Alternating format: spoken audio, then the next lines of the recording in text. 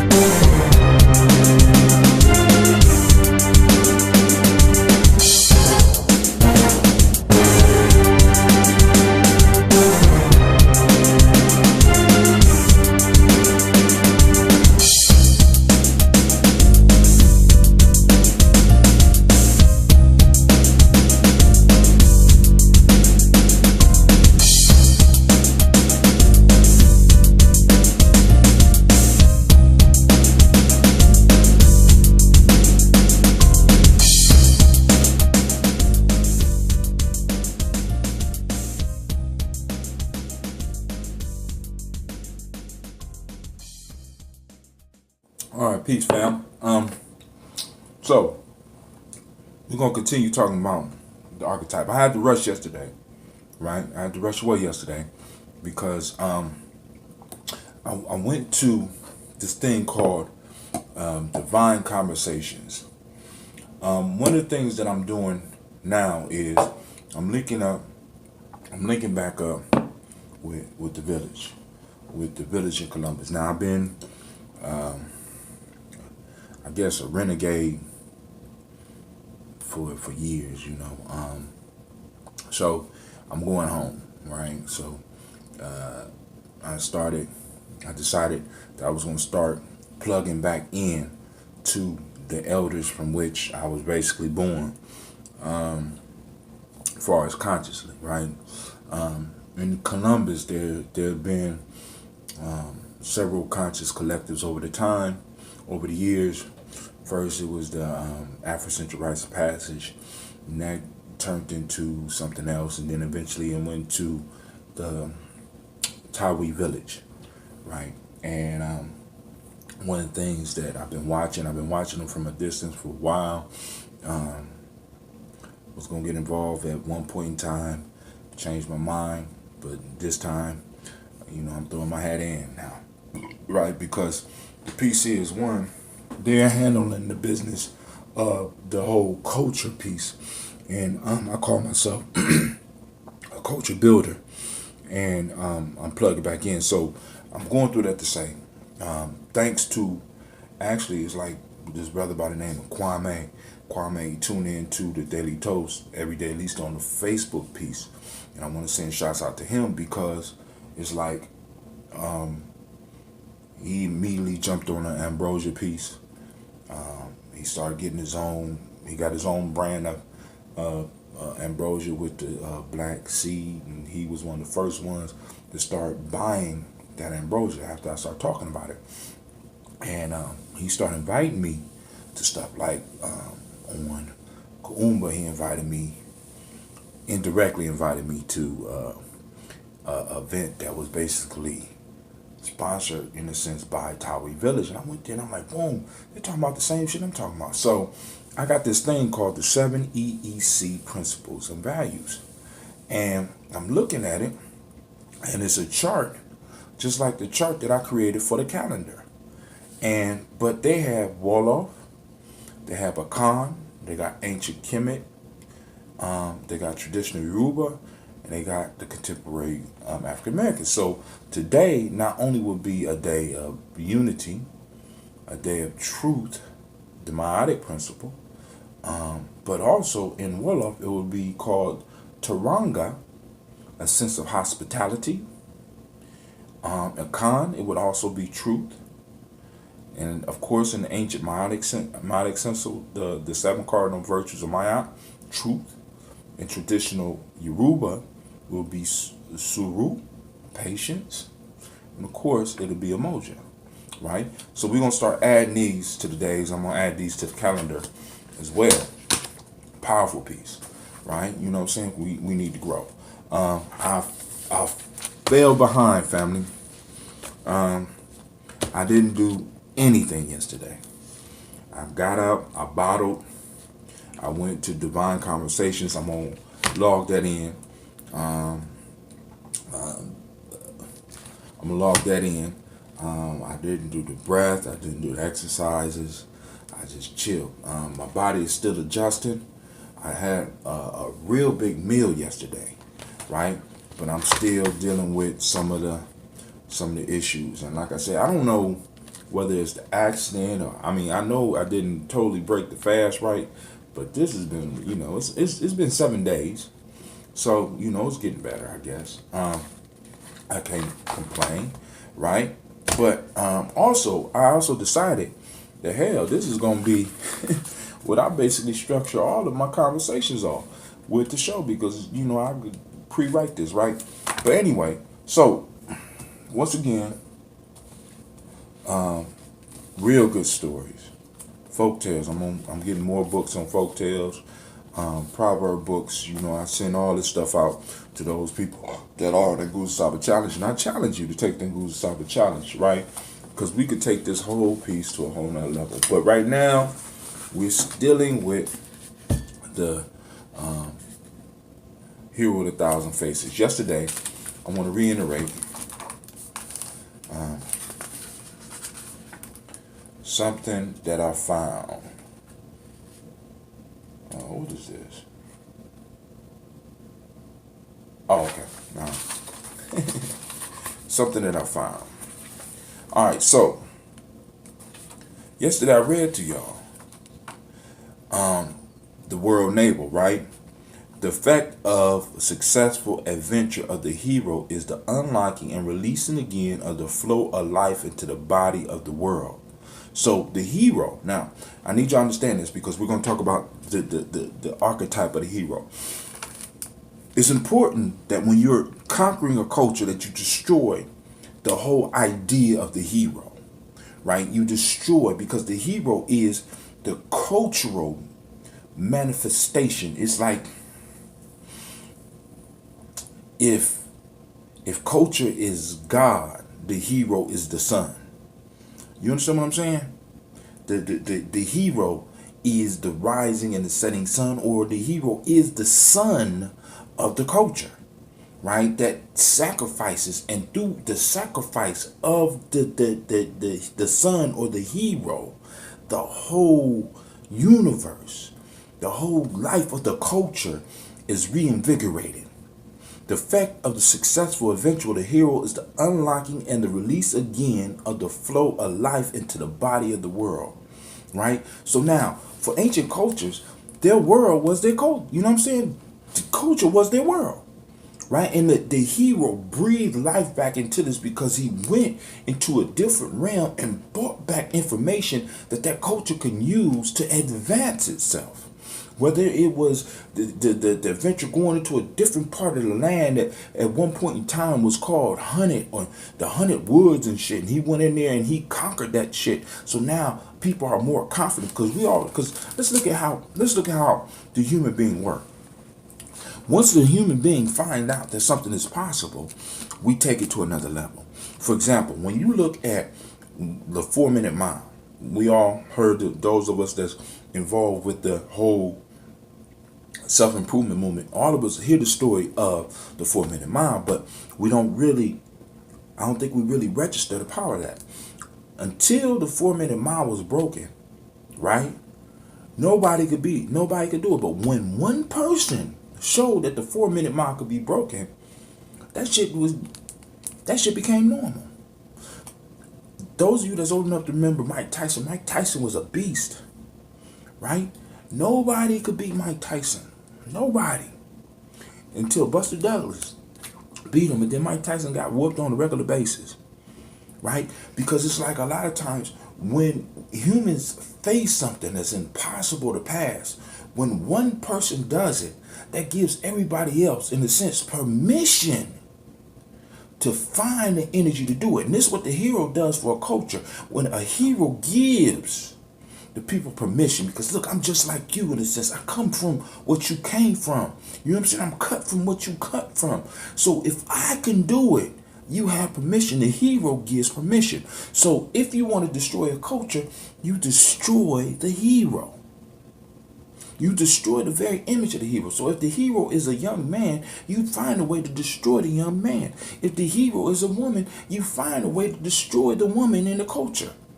Right? You destroy it. Right? You destroy the mythology and you replace it with a captive or a slave mythology. Right? You give them your mythology so that they could follow your rule, follow your expectations, follow your things, because the whole piece is they could never be your hero. They could look at your hero, they could worship your hero, but they will never be able to be your hero. Why? Because your hero comes from your culture. And because he comes from your culture, he does not give anybody else outside the culture permission. Even if he say he's universal. The universal shit is a trap. It's a lie. Right? So it's important that when we're looking at this whole piece about the archetype, right? We start resurrecting some of these and we start looking at what's been given to us, right? What's been created for us. You know what I'm saying? Because these archetypes become default programs that operate in our minds, right?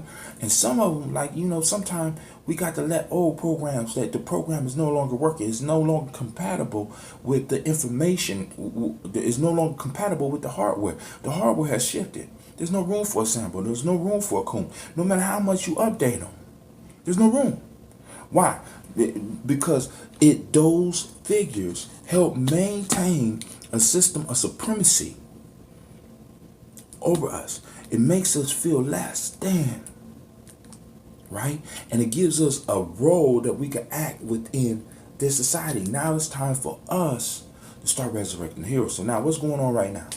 One of the things that's real big right now is that they are bringing out the Black Panther movie. Now, this is a double-edged sword because it cut two ways, right? The Black Panther movie is an excellent opportunity for us to really start exploring the idea of cultural heroes, right? Because not only is the Black Panther a powerful symbol. Now, and I'm gonna tell you where things could really go wrong with this. See, now in the Marvel universe, if you look at the Black Panther, right? The Black Panther is a hero of incredible proportions, right? Not only is he black, but he's the richest hero. Like, Tony Stark be buying shit, but Tony Stark's money ain't shit compared to what the Black Panther as the king of Wakanda has, right? Wakanda is a mythic nation. It's the most advanced nation, right? Now I'm gonna tell y'all where this could go drastically wrong, right? So now we have the Black Panther who's coming on screen. We got a movie with all these black characters, and hopefully they're going to be able to represent the culture. Now, not only is the culture powerful, but the culture flows from the Egyptian culture through the deity called Bast. So there's a lot of positive things that we could pick up from this. And we can learn from this, right? Boom. But this is where it could go drastically wrong because it's a property of Disney now. I think Marvel's controlled by Disney. It's property of Disney Studios. Now, they could tear this up. I mean, it could come out and this thing could be marvelous. And then they could destroy Black Panther because Black Panther is their property. So now what this gives us more, not even permission, because we already did. In Nyame, we already did it. In Nyame, we already got our mythic hero. It's called G, right? G comes from culture, but he comes from, he got his training in a mythic society or a mythic group called the Nyame people or God people, right? Period. So we got a whole mythic piece, right?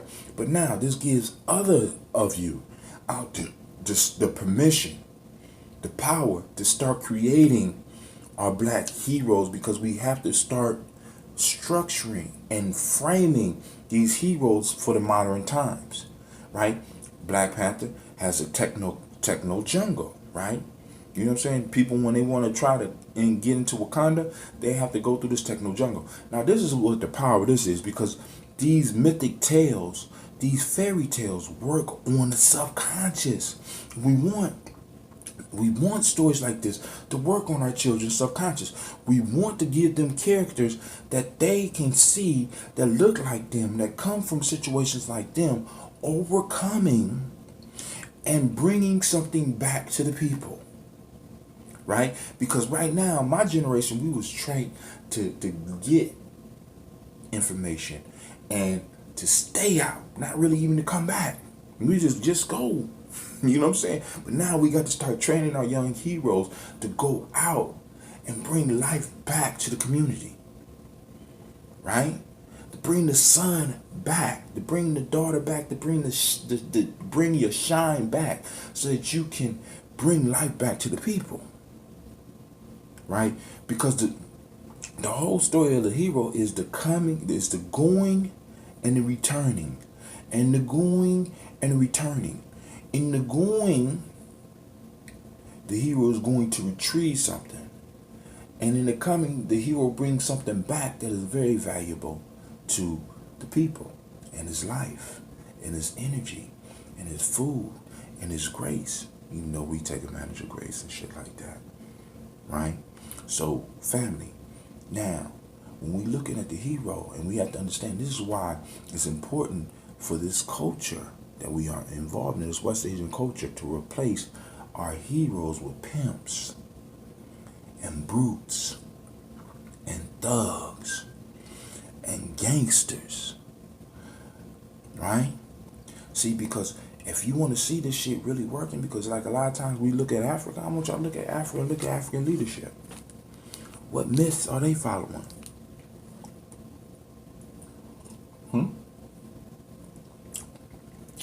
Let's look at some of the leadership.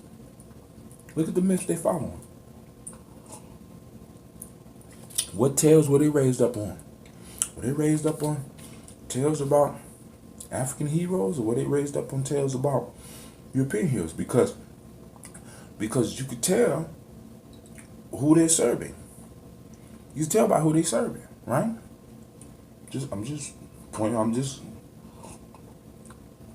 Look at some of the thugs in their neighborhoods. Who are the heroes they grew up looking at? Who they emulating?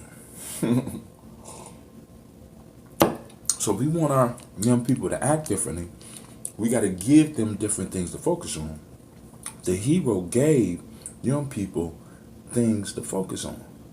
Young heroines gave the young women something to focus on. So if we want to grow our people beyond where we are right now, we got to give them something they could feast on.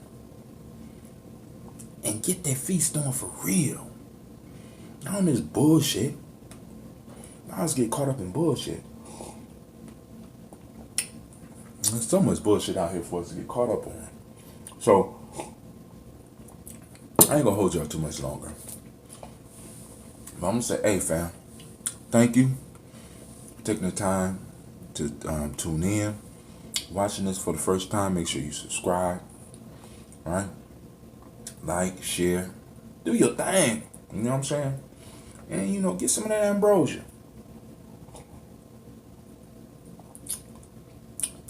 Gum, GUM .co/ that ambrosia. Right here. I'm put it right there. Peace. Thank you for watching the video. I want you to subscribe. Click the bird right there, the fiery bird. And I also have a special video just for you, right there. And for those that want more information about Nyame Journey, go to our site. It should be right about there.